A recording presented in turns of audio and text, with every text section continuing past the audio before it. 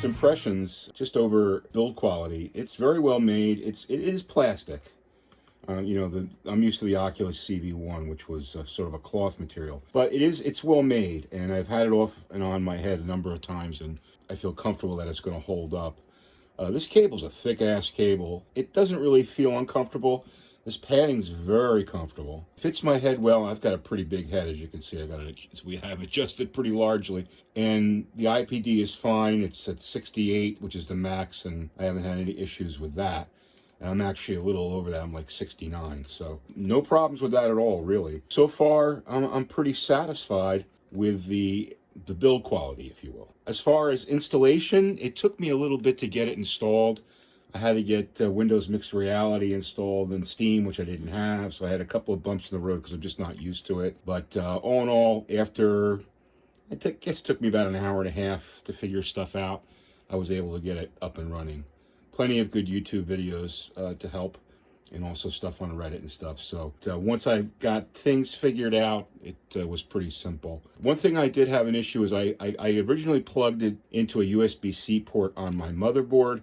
That didn't work. I had to actually use the adapter, the USB 3.0 adapter, and plug it into a 3.0 port, and then it worked. So for some reason, maybe it's my motherboard that's the issue. That was a particular problem. Everything else has been fine as far as connection. What I'm going to do is do a little bit of a flying and give you my impressions of that. All right, guys. Well, I've had about, I would say, 3 or 4 hours in this new headset, the HP Reverb G2. And I just wanted to give you my initial impressions. Now, you guys know me.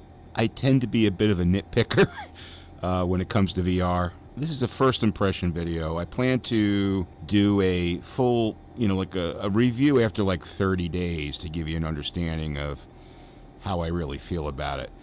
But I can tell you a couple things right off the bat. The clarity, and I'm comparing this to an Oculus CV1, right? So first generation consumer headset.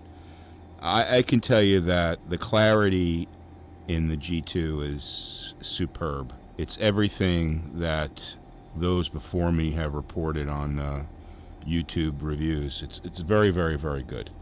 I'm here at Juneau, Alaska. I'm looking out from the Ti SC2, the Arabesque, and looking over on the tarmac there, I can easily read the taxi signs. Could not do that with the CV1. That would be blurry, right? Looking in the distance, I can get decent clarity of the mountains up there and the glacier, which we're going to fly up to right now in a few seconds. The buildings have clarity. You could see right down to the grain of the pavement. When I look at the dash, the instrument panel, I really do not have to lean in to read. I can sit at this comfortable position without moving my head, just move my eyes and read pretty well. I'm pretty happy with the sweet spot. It's probably comparable to the CV1.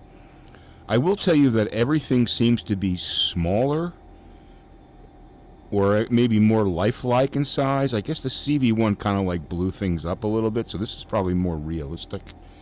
But everything is very readable. So from a visual perspective, it's a huge step up from the CV1.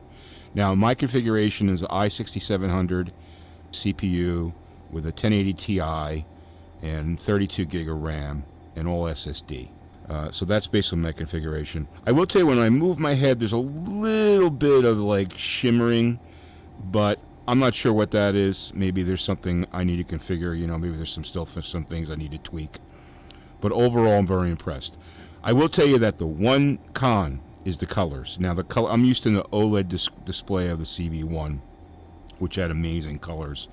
Here, like for example, the green on the G1000 is more of like a muted green versus on the CV1 it was like bright green, right? So there's some differences in the colors, subtle differences, maybe a little bit more muted colors, if you will, but for the most part, I think the visibility sort of offsets that.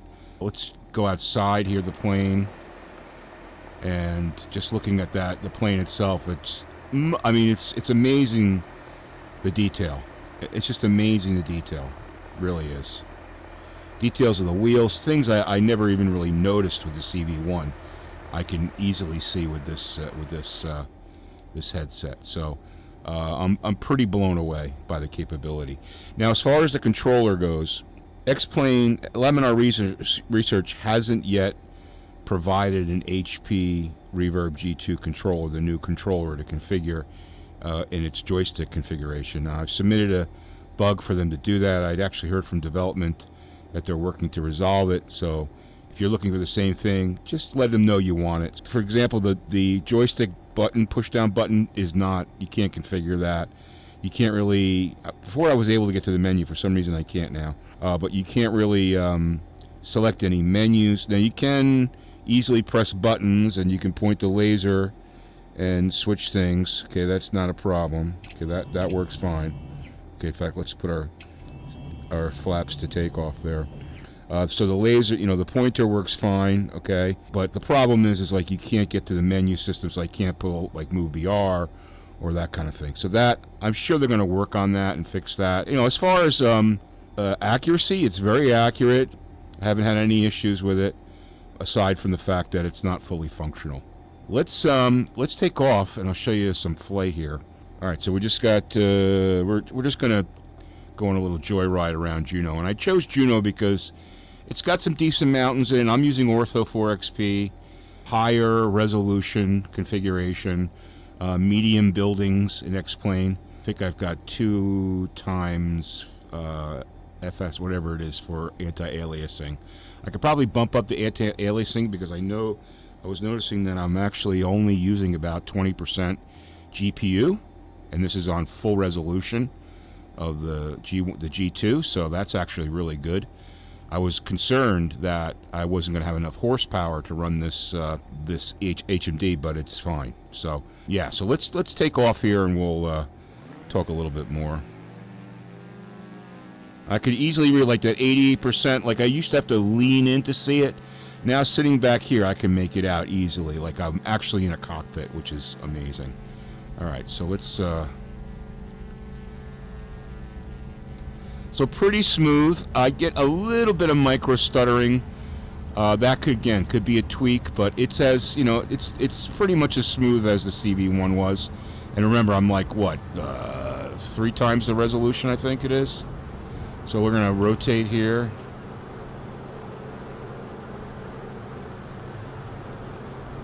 You can see very smooth looking at the window there.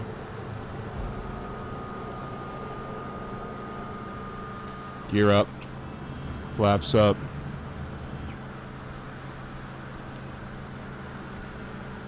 Let's go outside here. That looks amazing. Wow. I mean, the detail,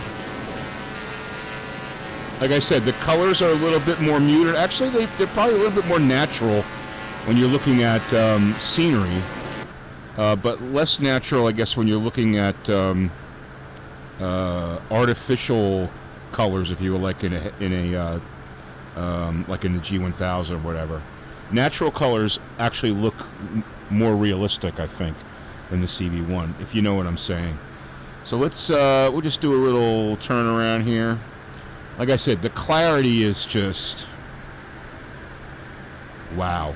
I mean, I'm looking down that valley and I could clearly see that mountain. I know with the CV1 I could barely make that. I could barely make that out.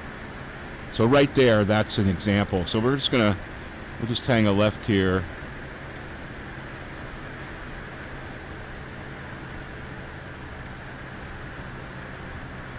I want to turn around and fly up that glacier. Like I said, a little bit of micro stuttering. I got to figure out if that's my configuration. Let me give you an idea where the CPU is running right now. Give me 1 second here, guys.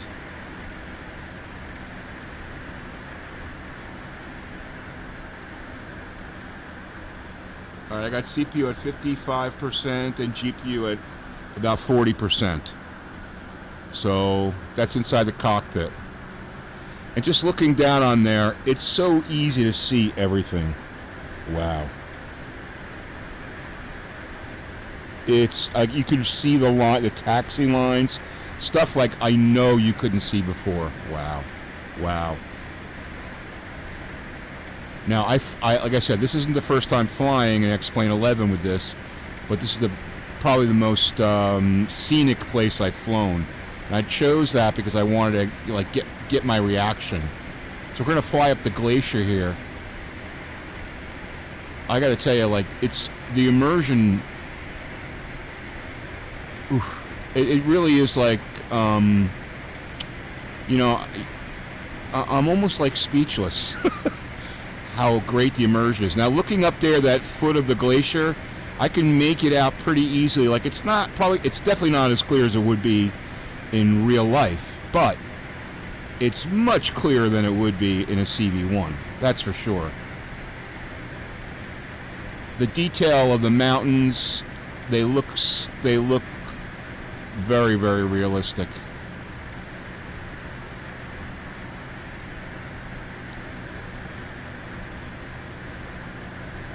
Now this is Ortho 4XP, so it's giving us that extra detail, that extra imagery, if you will. But I mean, just looking at the instrument panel, the immersion's fantastic. It's fantastic. And right now, we've got really smooth flight. Really smooth flight.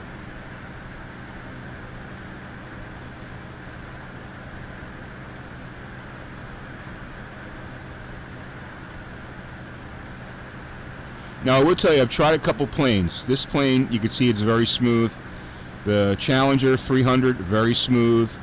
The stock C-172, very smooth.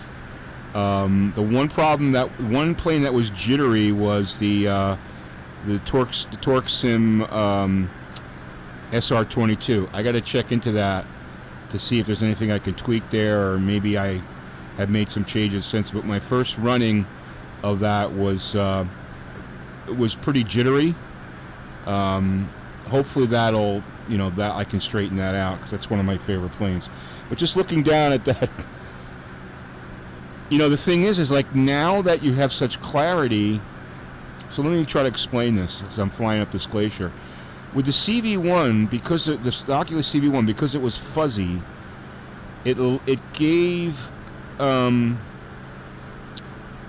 it allowed the Ortho 4XP to look better because it was fuzzy, but now because it's so crisp, I can see that it's like fake scenery, if you know what I'm saying. It doesn't. In other words, it doesn't. The fact that it's fake isn't hidden by the fuzziness. I'm trying to explain that, but I'm probably doing a poor job.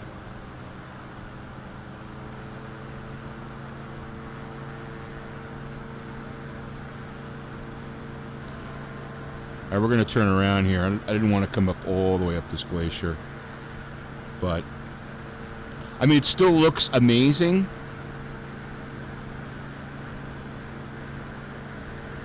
It still looks amazing. Wow. That's, if you like, stop and stop. If I stop talking and just take it in, wow. It really is. It's mind blowing. It's mind blowing. I didn't think, I've spent hundreds of hours in VR. I didn't think I would be this taken back, and I am taken back. So now, looking down here at the valley, clearly see that mountain up there. That's probably, 10 miles away. Clearly see that. I can actually make out where Juneau Airport is from here. Now, with the CV1, it would look like a blur. But I can kind of make out where the runway is. I'm perpendicular to it. It's not crystal clear, but I can make it out. Now, if I go outside, it gets a little better because I've got the windshield in the way, but wow. This is really, really good, guys. And now, I've got very, very smooth frame consistency, which, as you know, is the most important thing in VR flight simulation. You know, I gotta admit, I was skeptical, having used a CV1 for 4 years. I was skeptical, you know, and I know that VR Flight Sim Guy and MRTV and a bunch of other people did some very good reviews and in-depth reviews of this headset. But you know, you're not gonna. At least for me, the proof is in the pudding, as it were. And I can clearly see where that airport is. I mean, I would say it's a little fuzzy, but it's. I can make out that I have to, you know, the way I have to fly to be able to line up to the runway. You would never be able to do that with a CV1. Looking out on those mountains, those snow caps, easily see the snow caps. Even way in the distance out there, it's like probably about 20, 30 miles. I could see snow caps and some definition. Wow. Trying to describe everything I can here. It's a great place to really check it out, you know, up here in Juneau, Alaska. So there's my airport. We'll just fly out here a little bit and then we'll head in and land. But I just wanted to make this video to give you my first impressions. I did fly an Aerofly FS2 as well, which was absolutely stunning. Now, it's not the greatest sim as far as, you know, the fact that we all know it's a cold, icy world in Aerofly. It's a great sim, though, for performance and for visuals. Flying around New York was really, really amazing. Really amazing. But X-Plane 11 in VR with the HP Reverb G2, absolutely a solid buy. And you know, I'm running a 1080 Ti with an i7 6700, so I don't have a massive system, and I've got, you know, probably as clear as it's going to get.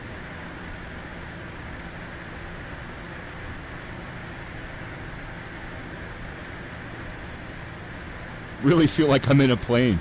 I mean, it's I know it may sound silly, but it's wow.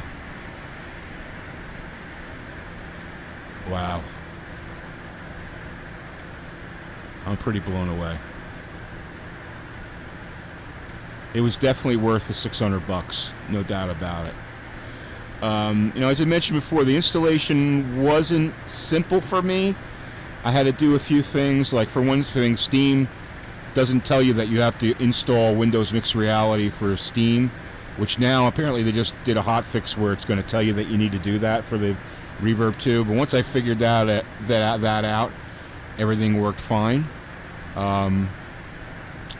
Couple things here and there that I can't remember. The one thing I think I mentioned already was I tried plugging into this USB-C port on my motherboard. That didn't work. I had to use the adapter and go to the USB 3 port. After I did that, it worked fine. I'm using the mixed reality view rather than the Steam view. The Steam view is awful.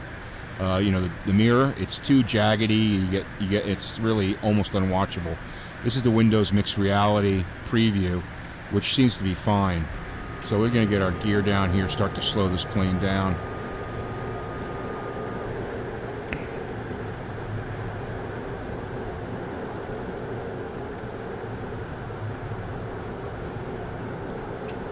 Full flaps. I love flying in this area, Juneau. It's really scenic, and now it's even better than ever. I mean, you can see we have a decent amount of scenery here, but I will tell you, it looks just, for X-Plane 11 Ortho, it looks really, really, really good. I can only imagine what FS 2020 is going to look like. By the way, I saw today that apparently VR is going to be available December 22nd. So we're a month away from VR in Microsoft Flight Simulator, which is a good thing. All right, so 90 knots. Get ourselves lined up here. It's so easy in VR to land a plane. Well, easier, but things look crystal clear. I could see everything I need to see to be able to make a safe landing with the plane. Much clearer than the CV1. right on the center line. Throttle down.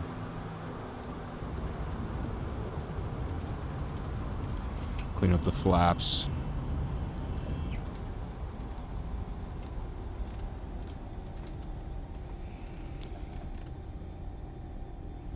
Again, a little bit of jagged frames when you're turning there or turn your head. I mean, I'm turning my head fast there. It's actually pretty good when I turn my head fast. But I can clearly read the taxi information. You could not do that with the CV1. At least I couldn't. But this is super, super impressive.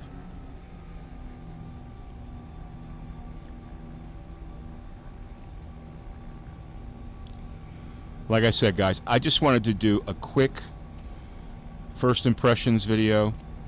I've only had this thing for about 24 hours. Like I said, I've only flown in it maybe for, I would say, 5 hours maybe total. And so far, I'm very happy with this investment. I've already decommissioned the CV1. It's wrapped up and going to get ready to be put on eBay in piece parts. Gonna be sad to see it go. I may just keep the headset just as a momentum. But one thing I don't like is that the controllers don't wake up on their own. You have to actually press a button. Maybe there's something I need to configure, but you got to press a button to wake the controller up. I know that the Rift, the touch controllers, they would wake up when you just pick them up. So maybe there's a configuration that you can change to do that, but you actually have to press a button on this controller to wake it up. Guys, that's my first impressions of HP Reverb G2. Again, I'm going to be doing some streaming with this thing now in X-Plane 11. And I'm really looking forward to it. It's mesmerizing. Totally impressed. Aside from the few issues, here with the controller in X-Plane 11, I would say that this was definitely a really good investment, and I'm really happy with it. All right, guys, thanks for watching. Hit that like button, please, if you'd like, and don't forget to subscribe to my channel as well. Hit the notification button for more virtual reality X-Plane 11 videos. Thanks, guys, and have a great day.